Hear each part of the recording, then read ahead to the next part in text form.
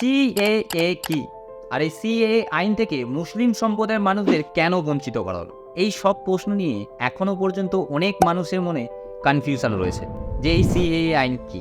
সেই সব কনফিউশন দূর করার জন্য আজকের এই ভিডিওটা। নমস্কার, আপনাদের সাথে আমি মৃন্ময় সর্দার।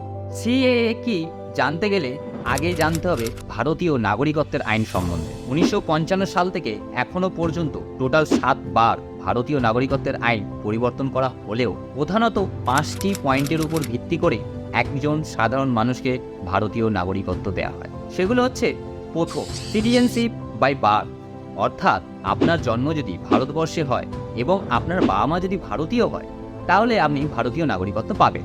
2, সিটিজেনশিপ বাই ডিসেন্ট, অর্থাৎ আপনার জন্ম যদি ভারতবর্ষে নাও হয় কিন্তু আপনার বাবা মা ভারতীয় এবং তার প্রমাণপত্র যদি আপনার কাছে থাকে তাহলে আপনাকে ভারতীয় নাগরিকত্ব দেওয়া হবে। তৃতীয়, সিটিজেনশিপ বাই ন্যাচারালাইজেশন, অর্থাৎ আপনার বাবা মায়ের মধ্যে যে কোনো একজন যদি ভারতীয় হয় এবং দ্বিতীয়জন যদি ভারতে লিগ্যালভাবে প্রবেশ করে, অর্থাৎ লিগ্যাল পাসপোর্টের মাধ্যমে যদি ভারতবর্ষে প্রবেশ করে এবং তারপরে যদি আপনার জন্ম হয় তাহলে আপনাকে ভারতীয় নাগরিকত্ব দেওয়া হবে।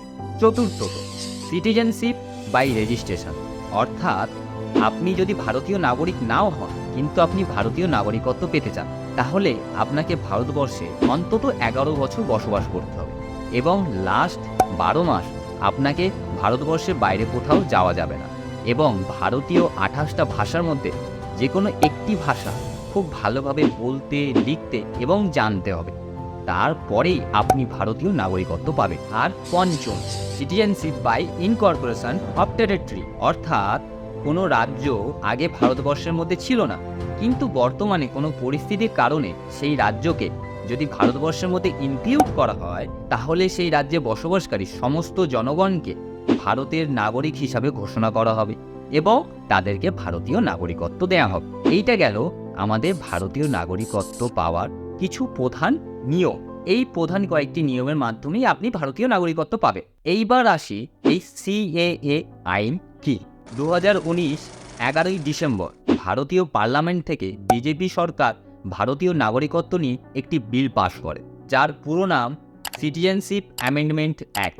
এই আইনে উল্লেখ করা হয়েছে যে বৌদ্ধ, হিন্দু, খ্রিস্টান, পার্সি জাতির মানুষেরা বাংলাদেশ, পাকিস্তান, আফগানিস্তান থেকে পালিয়ে 2014 31শে ডিসেম্বরের আগে ভারতে অনুপ্রবেশ করেছিল তাদেরকে ভারতীয় নাগরিকত্ব দেওয়া হবে। এবং এই আইনে এটাও উল্লেখ করা হয়েছে যে আগে যে নিয়মটা ছিল যে ভারতবর্ষে মিনিমাম 11 বছর বসবাস করার পরেই আপনি ভারতীয় নাগরিকত্ব পেতে পারে, সেইটা কমিয়ে 5 বছর করা হয়েছে।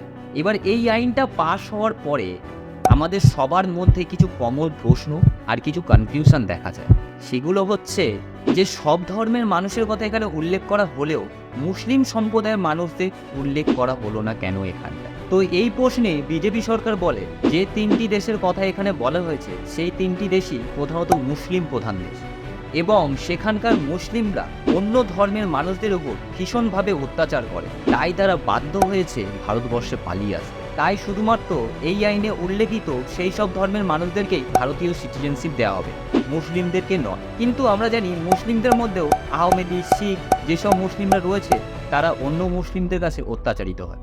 এই প্রশ্নেও বিজেপি সরকার মানতে একেবারে অস্বীকার করে যে একটি মুসলিম প্রধান দেশে অন্য মুসলিমদের ওপর অত্যাচার হতে পারে বলে। আমরা এও জানি যে ভারতীয় সংবিধান অনুযায়ী ভারতবর্ষে এমন কোনো আইন আনা সম্ভব নয় যেটা জাতি ভেদাভেদ করে হয়েছে। এইখানে বিজেপি সরকার বলে যে ভারতীয় সংবিধান শুধুমাত্র ভারতীয় নাগরিকদের জন্যই প্রযোজ্য, যারা ভারতীয় নাগরিক নয় তাদের জন্য এই সংবিধান কি করে প্রযোজ্য হতে পারে।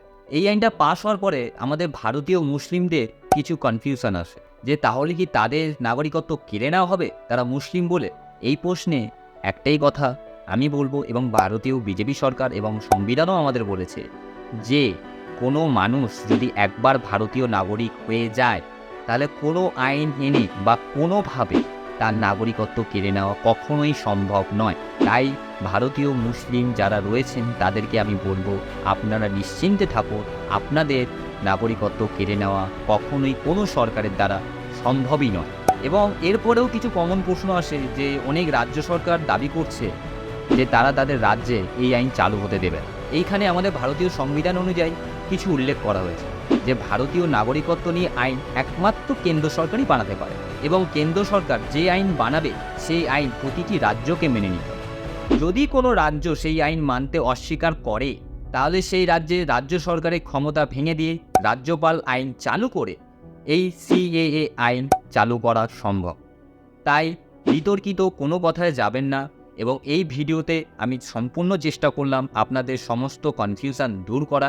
যদি আপনাদের কনফিউশন দূর হয়ে থাকে তাহলে চ্যানেলটিকে অবশ্যই সাবস্ক্রাইব করবেন এবং যদি তারপরেও আপনাদের কোনো প্রশ্ন থেকে থাকে তাহলে অবশ্যই কমেন্টে লিখবেন। আমি অবশ্যই চেষ্টা করব আপনাদের সেই কনফিউশন দূর করার। তো নমস্কার, আজকে আসলাম, আবার দেখা হবে দ্বিতীয় কোনো নতুন ভিডিওতে।